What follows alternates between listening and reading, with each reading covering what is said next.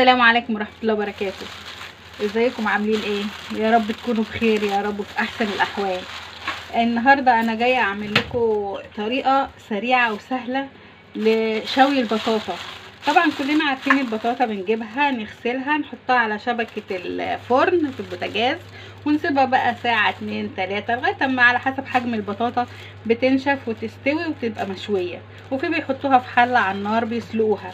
انا المره دي بقى جايبه لكم طريقه جديده وسهله وسريعه ومفيش اسرع من كده واسهل من كده، وتضمني ان البطاطا مش هتبهدلك لا الفرن بقى ولا الشوايه ولا اي حاجه خالص.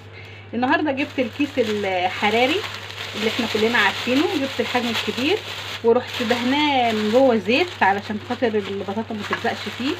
المفروض الكيس الحراري احنا لما بنجيبه بندهن جواه اما زيت او بنرشه بالدقيق علشان لما نيجي نحط جواه اي حاجه ما تلزقش فيه. فانا حطيت فيه زيت علشان خاطر البطاطا ما تلزقش وفي نفس الوقت تساعد على سوى البطاطا وتحميرها. بصوا البطاطا انا جبتها كحتها، فاكرين لما كنا بنكحت الكوسه زمان علشان خاطر لما تطلع من الكيس الحراري تبقى يا دوب على الاكل على طول، لا هنرمي قشره ولا هنعمل حاجه. انا كحتها كلها اهي، بصوا اهي جبتها كحتها ونضفتها ودهنت الكيس الحراري الزيت كله اهو، ورحت حطاه في صاج وطبعا مشغله الفرن على الاخر عشان يبقى سخن، وهبدا ارص البطاطا جوه الكيس. بسم الله الرحمن الرحيم. البطاطا كلها جوه الكيس اهو، وهنجيب القفل بتاع الكيس اللي هو اللي بيبقى مع الكيس ده ونقفل بيه الكيس. ولو ما عندكيش القفل ده ممكن باي حته سلك كهرباء، على فكره ده اهو. وقبل ما احطه في الفرن اروح مفتحه، اعمل فتحات في الكيس علشان لو ما عملتش الفتحات دي في الكيس هبص الاقي الكيس يتنفخ ويفرقع، وتبص تلاقي البطاطا اتحرقت ما تسوتش وهتنشف وهي لسه نيه. فلازم تفتحي الكيس. بصي حاجات بسيطه كده بس بالمقص كده لغايه لما هتبصوا تشوفوا البطاطا بقى شكلها عامل ازاي، وبعد ما تستوي انا هبقى اوريها لكم ان شاء الله. انتظروني.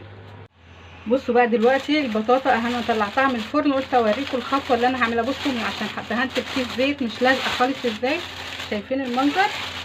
هفتح بقى الكيس واروح شايله الكيس ده من عليه علشان خاطر اروح حاطاه فين، احطه بقى تحت الشوايه عشان خاطر البطاطا تاخد وش، لان بص الكيس بيخليها محتفظه بكل الميه اللي فيها. هنفتح الكيس بقى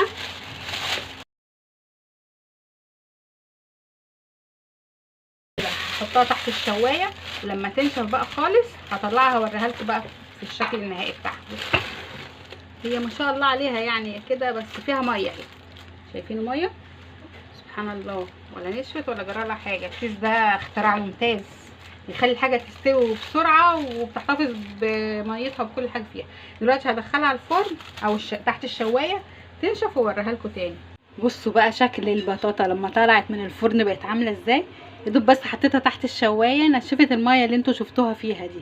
بصوا الجمال، بسم الله ما شاء الله، بسم الله ما شاء الله كده. بصوا نشف الوش ازاي ومن جوه، يعني مش عارفه اقول لكم ايه الجمال ده. يعني لو بيبي صغير بصوا لسه اهي، بصوا الجمال، وكلها مستويه بنفس الطريقه كده.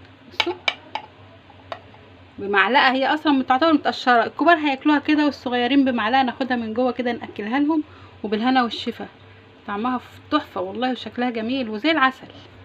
واشوفكم في فيديو جديد ومع السلامه.